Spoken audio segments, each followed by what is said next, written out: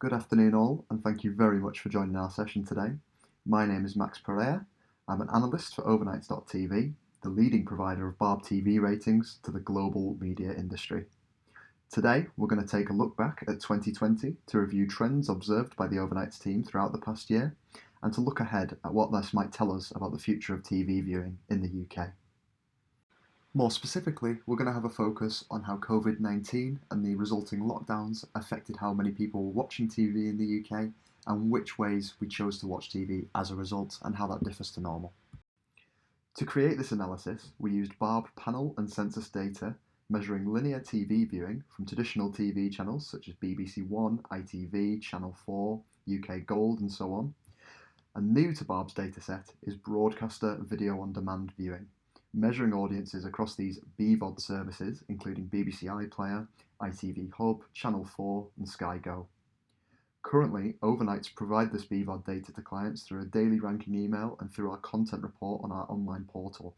And as we'll see, this type of viewing has become increasingly important to broadcasters over recent years, and even more so over the last few months. So first, let's take a look back at how we got where we are today. Prior to 2020, we observed linear TV viewing in the UK fall at an accelerating rate year on year, losing around 1 million viewers in average all-day viewing from 2015 to 2019. However, as we're all very familiar with, the spread of COVID-19 in the UK and elsewhere caused a monumental shift in how we spend our time and the content we consumed. Across the year, we observed an average increase of 500,000 viewers, reversing the last 2 to 3 years of declines. Looking specifically at March, we can observe the significant shift in viewing behaviour the initial COVID outbreak and resulting government action caused. Note how in 2020, up until the initial COVID lockdowns, was delivering average ratings around 13% lower than the past 5-year average. Increased news coverage and schools closing in March caused viewing to match the 2015 to 19 average, while the Prime Minister's statement announcing the beginning of an unprecedented nationwide lockdown delivered the most viewed broadcast since the London 2012 Olympic ceremony, to an audience of over 27 million. As a result, we saw average TVR, the percentage of UK viewers watching TV, increase by around 11% in week 13 of 2020 compared to the prior 5-year average. Later on, we also saw an address by Her Majesty the Queen deliver an equivalent level of viewership to the 2012 Olympic opening ceremony. Next, we can see how viewing changed when individuals were tuning into TV.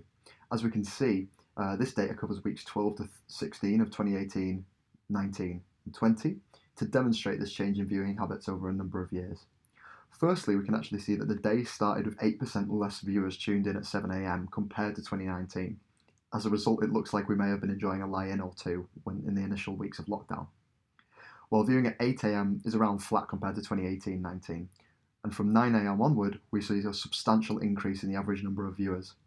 In particular, this effect was felt greatest between 12 and 2 PM, when audiences were 54% larger than in 2019. Overall daytime viewing was up as more people stayed at home, while primetime viewing felt a more modest bump compared to recent years, with primetime audiences up by around 16% year on year. How about past the initial shock of the first few weeks of the pandemic? As people continued to stay at home, we observed an increased level of viewing, expressed here as average minutes viewed, where across full year 2020, viewership increased by a full 9 minutes a day.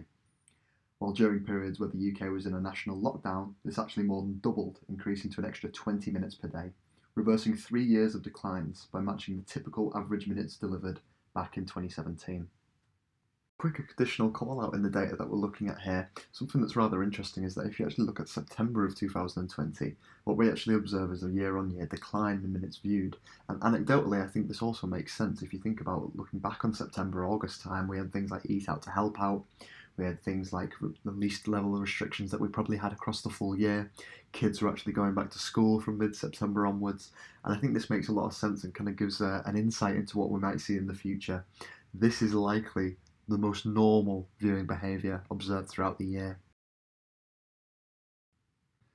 What this period also provides us with is a unique example of how audiences choose to watch differing types of programming and how they choose to watch it. As an example, in March 2020, while linear experienced a substantial leap in audience figures, on-demand services observed a month-on-month decline. What does this tell us? For one, It suggests that linear TV remains front of mind when the news cycle kicks in. Viewers wanted the latest information as soon as possible, which is less likely to be immediately accessible through BVOD viewing. And then taking a look at this on-demand viewing across the full year, we can see that while the year began with on-demand viewing up by around a fifth, from March to September following this drop, we effectively saw no growth compared to the past 3 years.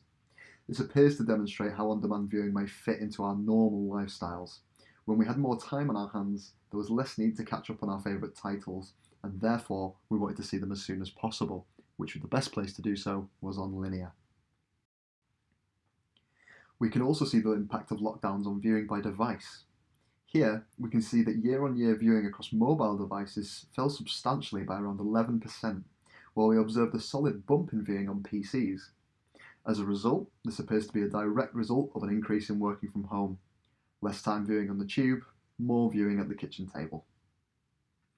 Interestingly enough, we also observed a decline in the number of households reporting to have no TVs, while the number of households reporting 3 or more TVs grew by around 5% year on year, and these trends occurred at an accelerated rate compared to what we typically observe among the Barb Establishment Survey. Looking at what people chose to tune into throughout 2020, we can see a sharp rise in viewership of news programming as people scrambled for the latest information available. In particular, 24-hour news channels BBC News and Sky News experienced more than a 50% jump in minutes viewed across the full year, while BBC and ITV News at 6 saw an increase of 13%, a substantial increase for 2 of the UK's most viewed broadcasts already. And on the topic of news viewing, we also learned more about how individuals, specifically families, may prioritise TV viewing in the home. We can see a direct relationship between an increase in viewing of the 6 o'clock news among parents with children aged 0 to 3 and a decrease in viewership of children's programming. In this instance, the up-to-date news likely took priority over children's TV time, who were likely handed tablets, mobile devices to watch different content on instead. Here, we can see the average gain or loss in minutes viewed across linear during national lockdowns across different age demographics. What we can actually see here is that the greatest increase in minutes watched per day was among adults aged 55 plus. This makes sense, as a higher portion of individuals in these age brackets will also have been impacted by government guidance to a greater extent compared to younger viewers. However, the trend among children aged 4 to 15 is particularly interesting, where despite schools being cancelled and outside activity being restricted, we still observed a year-on-year decline in viewing among these viewers on linear. Back in June, we saw the return of the English Premier League to our television screens, bringing its debut to free-to-air channels such as BBC One for the first time. The combination of this improved accessibility, along with a nation that was starving for sporting content, saw matches aired in June deliver more than a 30% larger audience than the season thus far, and more than a 55% larger audience compared to the full 2018-19 season average.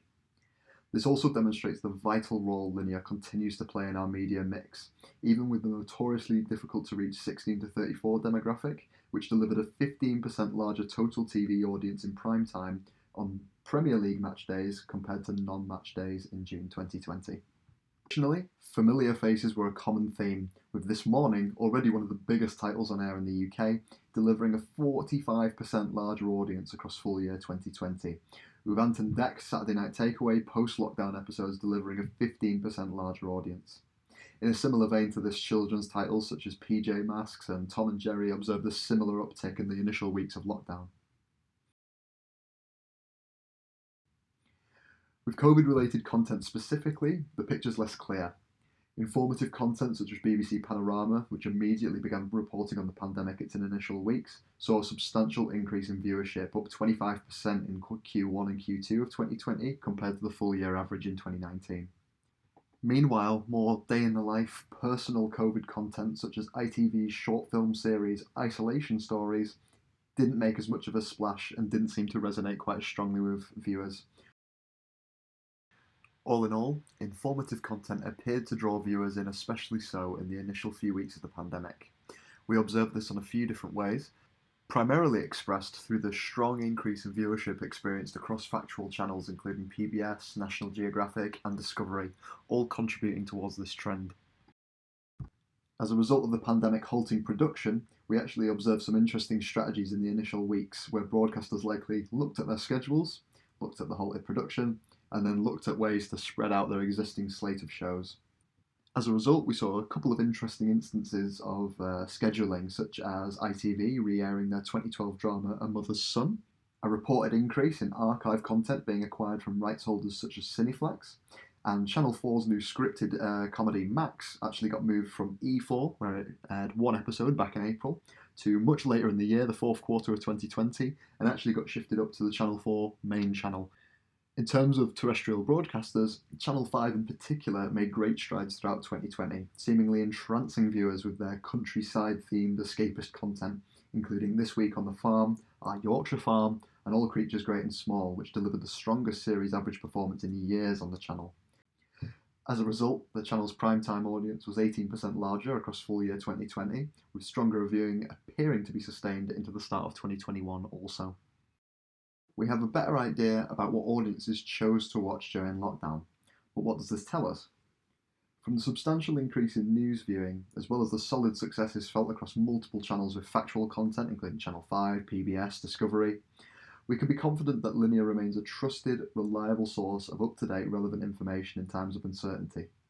While misinformation and fake news were a common occurrence and featured heavily in the news throughout the pandemic, linear TV and its associated brands remains a trusted favourite in the home.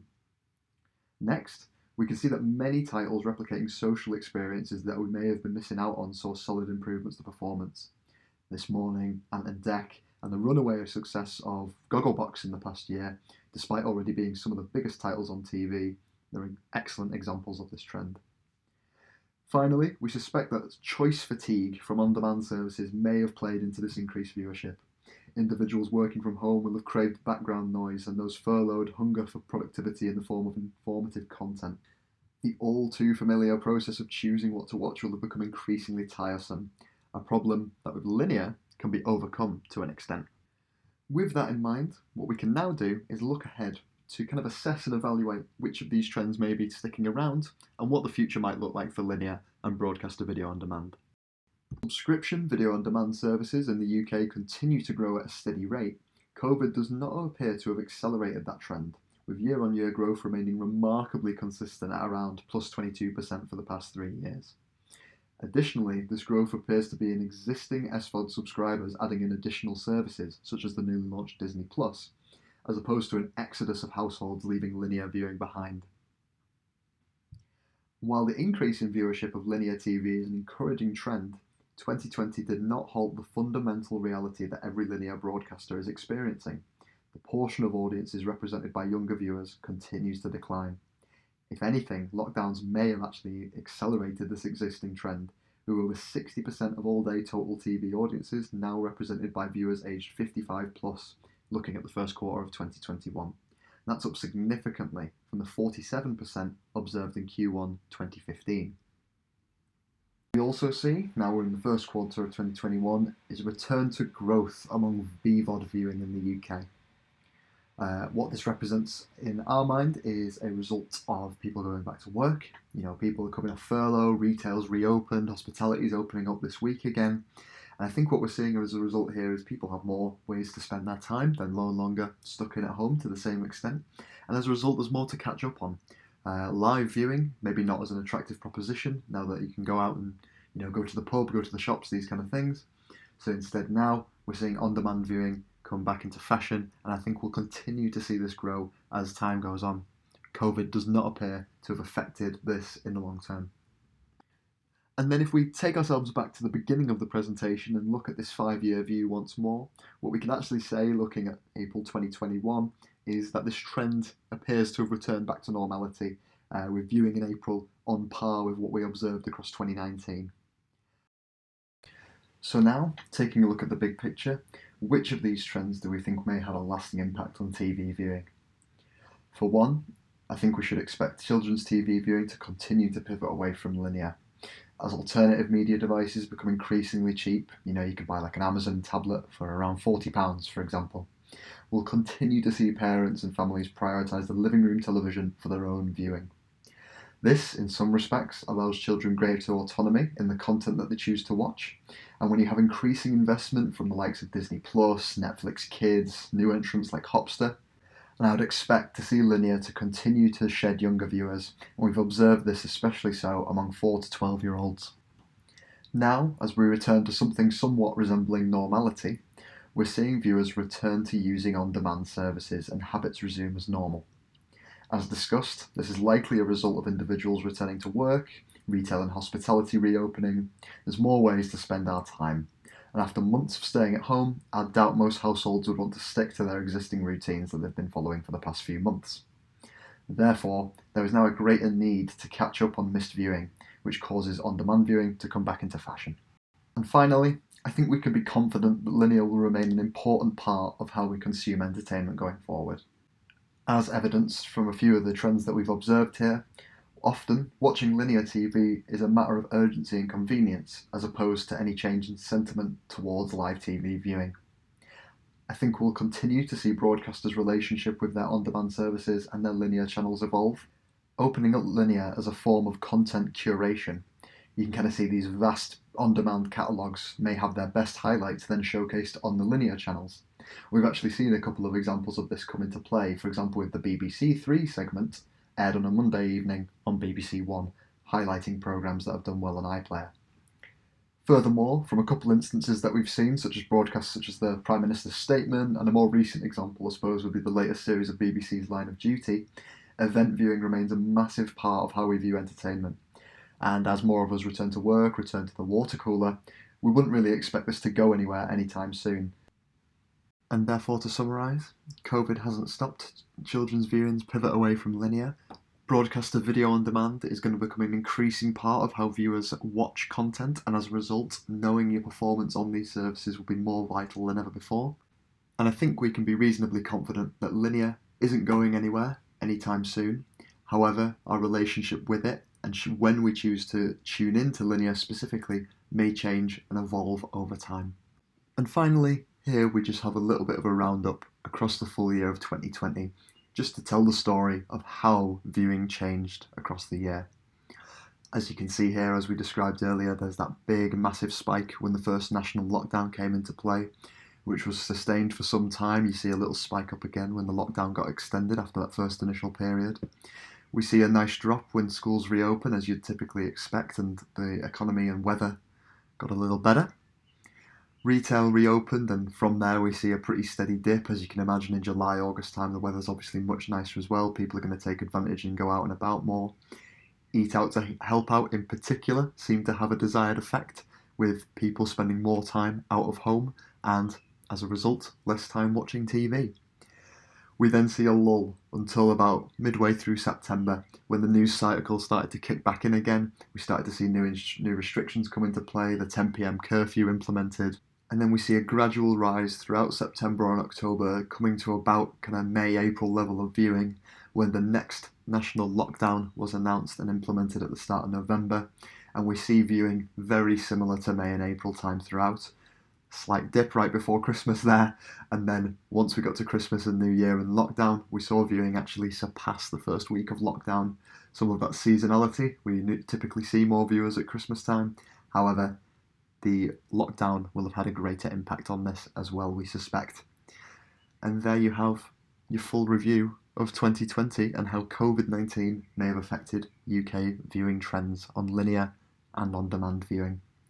We really appreciate your time. Thank you very much for tuning in today. We hope you have a great Restart conference, and please feel free to reach out to myself or the team at overnights.tv for any more information on UK TV ratings and on-demand viewing. Thank you very much, guys. Have a great day.